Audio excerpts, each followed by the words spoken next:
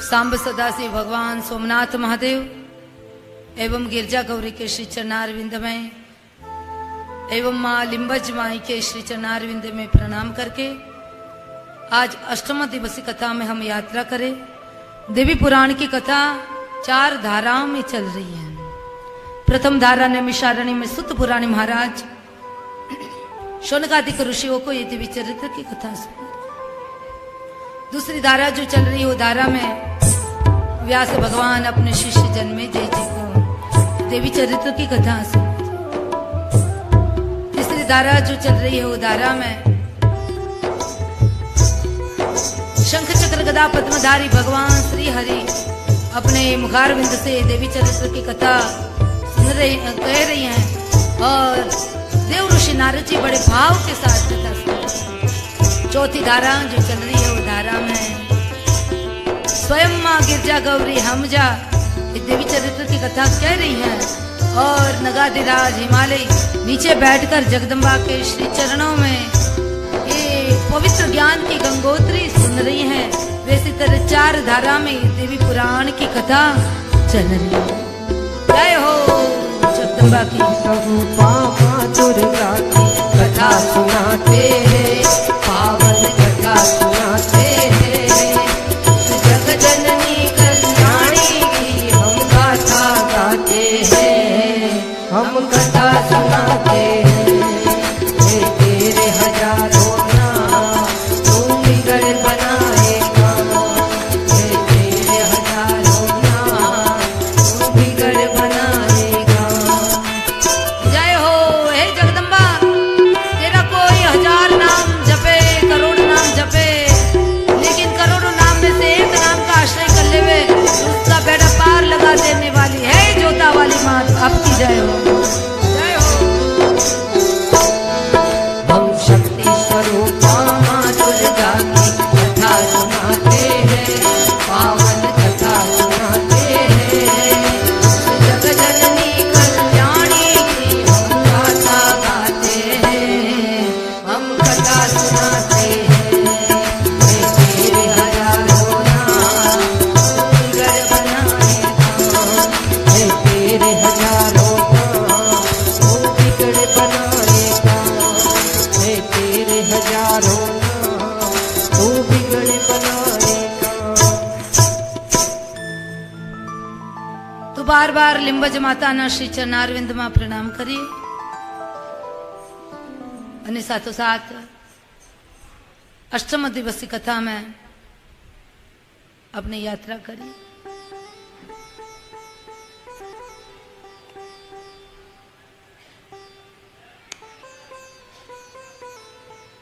आ कथाना यजमान एवा संगीताबेन जशवंतलाल जशवंतभाई पारेख એમનો પૂરો પરિવાર હૃદયપૂર્વકતાના આશીર્વાદ પ્રદાન કરો। ભાઈ સંદીપ મારાથી બહુ નાના છે, એમ તો નાના ભાઈ છું।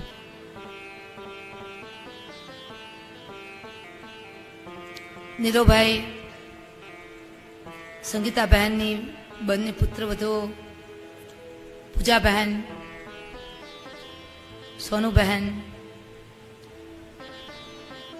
नाना मोटा सौने संगीताबेन ना परिवारजनों ने मारा हृदयपूर्वकताना आशीर्वाद आपी અને કથાના ક્રમને આપણે આગળ લઈએ, યાત્રા આગળ કરીએ। એટલે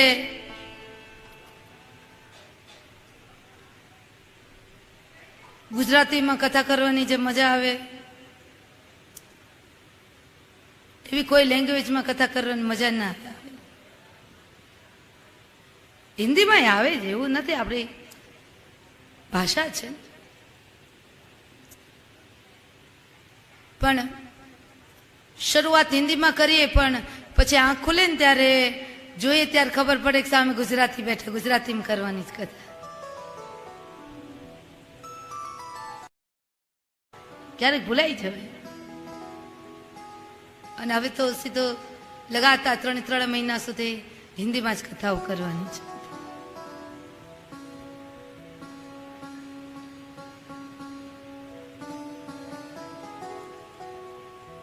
તો દક્ષને ત્યાં માં ભગવતી પ્રગટ્યા.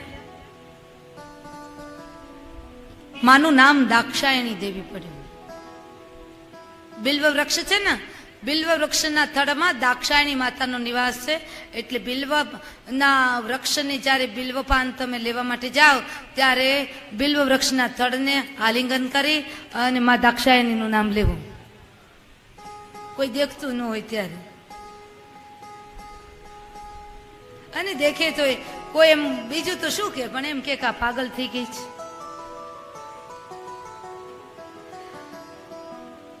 પણ તમને કે ભેગા ભેગા મને કે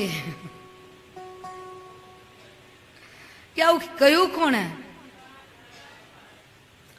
હકીકત છે.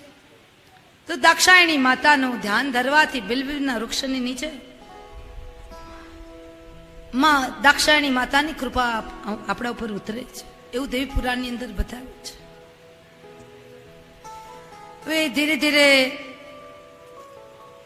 સતી માતાજી મોટા થવા લાગ્યા. દક્ષના દીકરીનું નામ શું છે? સતી. માં જગદંબાનો પૂર્ણ સ્વરૂપ, અને પૂર્ણ સ્વરૂપમાં 27મો ભાગ દક્ષને ત્યાં માં જગદંબા પ્રગટ્યા, એટલા માટે એનું નામ પડ્યું છે સતી. યુવાનીના ઉંમરે પહોંચ્યા. હવે એમના માટે વર શોધે છે દક્ષ પ્રજાપતિ. પણ દક્ષ પ્રજાપતિ કોઈ જગ્યાએ નક્કી કરે એના પહેલા દક્ષના પિતાએ નક્કી કરી દીધું કે તારી દીકરીનું તારે વાગદાન કન્યાદાન છે ને શિવજીની સાથે કરવાનું છે. That's final. પહેલાના વખતની અંદર બાપા કહી દેતા, પછી પિતાની આજ્ઞા ભગવાનની આજ્ઞા સમાન મનાતી, પછી એમાં કોઈ ફેરફાર થઈ શકતો નહીં.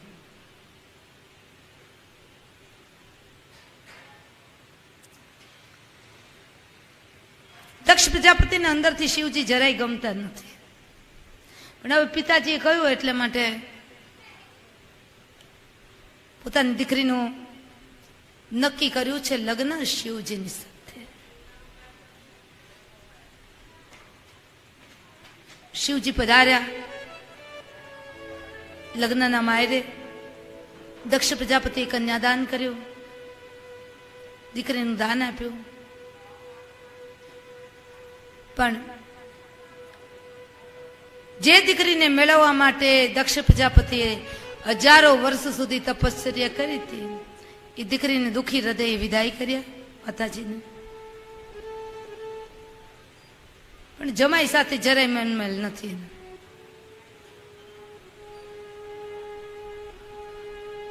બાપુજીએ કહ્યું એટલે દીકરીનું દાન કરવું પડ્યું.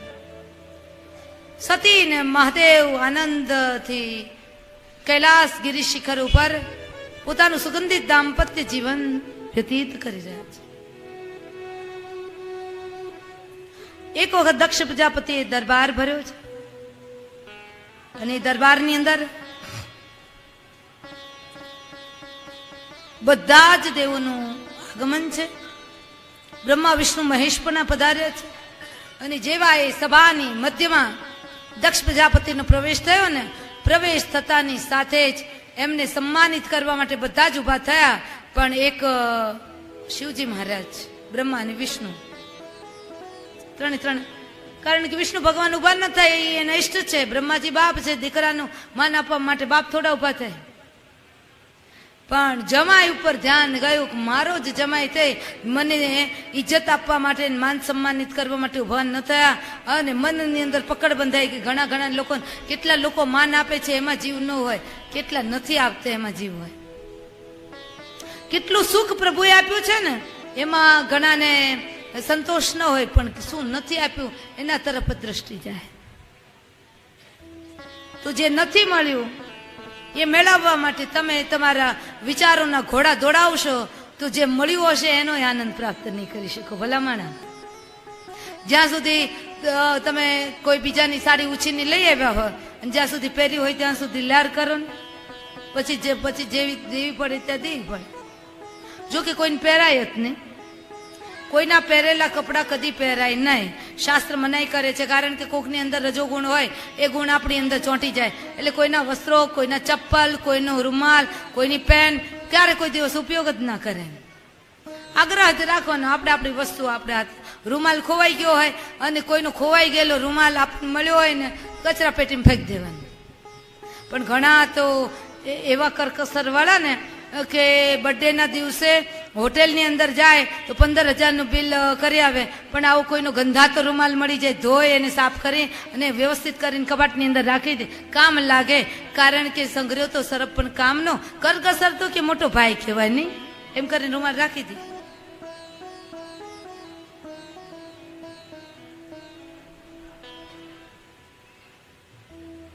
પાછા ઘણા તો પોતાનો એ ગંધાઈ ગયેલો રૂમાલ છે એ કોઈને ઘેર ભૂલી ગયા હોય તો બીજે દાડે ગાડીનો ચક્કર લગાવીને પાછા આવે અને કે મારું કામ નરસિંહ મહેતા જેવું હારું, ગમે ત્યાં જાઉં રૂમાલ ભૂલાઈ જ જાય.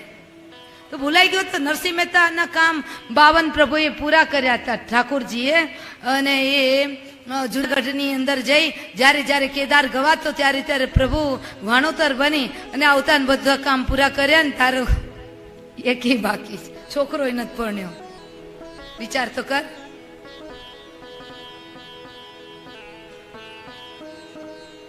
એટલે ઘણા લોકો આમ આર્ટિફિશિયલ બનવાનો દેખાવ બહુ કરે, બહુ દેખાવ. વાસ્તવિક જીવનમાં મજા છે અને જીવનની શાંતિ વાસ્તવિક જીવનમાં જ છે. દંભ આવે ને ત્યાં અંદરની શાંતિ જતી રહે, અંદરની શાંતિ જતી રહે એટલે નીંદર હરામ થઈ જાય. પછી આખું જગત રાતે સૂતું હોય ને આપણે જાગતા હોય. ઘણા આપણે એટલે હું નથી આવતી, તમે પણ નથી આવતા, પણ કોઈ ત્રીજી જ પાર્ટી આવતી હોય પણ આપણે એને આપણી સાથે લેવા પડે ને તો જ એનું કહેવાય. બાકી આપણે તો બહુ સુખી છે. હાથમાં પેન હોય અને એ ટ્રસ્ટનો વહીવટ કરતા કરતા નીંદર આવી જાય. હા, પછી એક જ ડગલું ચાલવાની તાકાત હોય, પથારીમાં માંડ સુવાની કે એટલી બધી નીંદર આવતી, એટલે બહુ સુખી છે.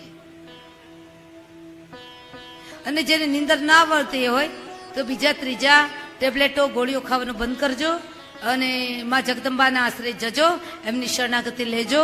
સપ્તસતીની અંદર પુરાણ ઉક્ત રાત્રિ સુક્તમ છે, એનો પાઠ કરજો. 3 જ મિનિટ થાય, સૂતી વખતે 3 થી 4 વખત પાઠ કરી જવાના, એટલે ગોળીઓ ખાવાનું બંધ, એની મેળા ઝુકાવવા મળશે. કારણ કે નિંદ્રા રાત્રિ સુક્તમ જે છે એમાં સ્વયંમાં નિંદ્રા દેવીનું આહવાન કરવામાં, મારા માર્કંડેય મહારાજે નિંદ્રા દેવીનું આહવાન કર્યું છે.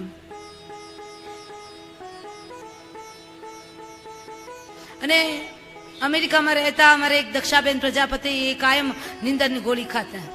નીંદરની ગોળી ખાવ પછી મગજના જ્ઞાન તંતુ ખતમ થઈ જાય એટલે મગજ ચસકી જાય. પછી મગજ ચસકી જાય એટલે ન બોલવાનું બોલો, ન કરવાનું કરો, પછી પાગલપન આવી જાય. અને આ નીંદરની ગોળીઓ બહુ સારી નથી, તો લાંબા ગાળે એની અસર થાય. એટલા માટે કહું કે અમારું કહ્યું કમસે કમ તો થોડુંક તો માનજો. ડૉક્ટરનું તો બધુંય માનો.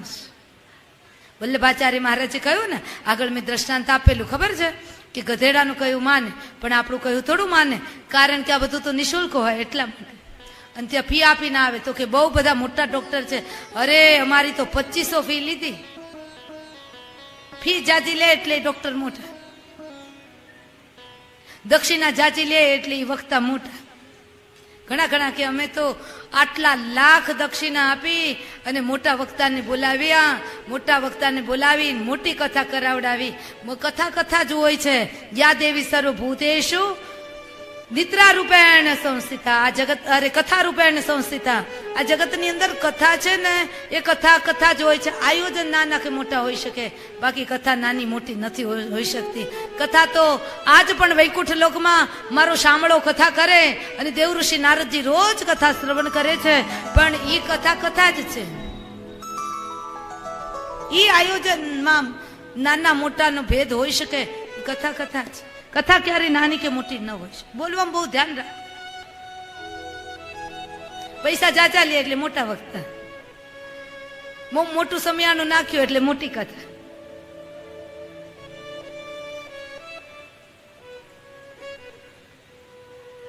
શ્રોતા કેટલા છે એનું મહત્વ નથી, કેવા છે એનું મહત્વ છે.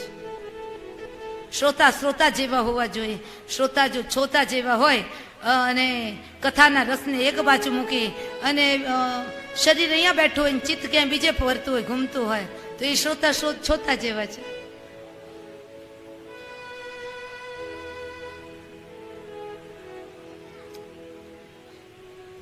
દક્ષ પ્રજાપતિનું ધ્યાન ગયું શેમાં કે મારો જ જમાઈ થઈને મને માન આપવા માટે ઉભા નથી.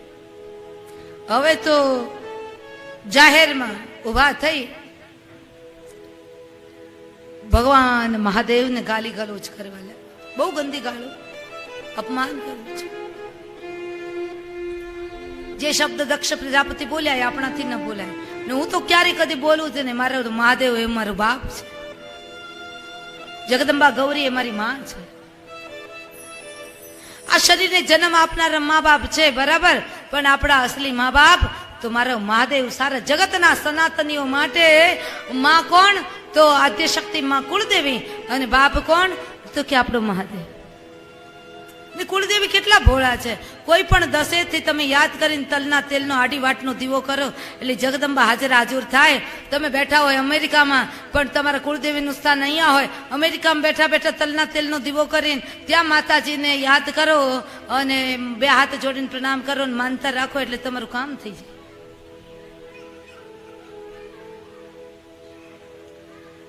કુળદેવી વગર આ જગતની અંદર કોઈનું ચાલ્યું નથી, ચાલવાનું નથી.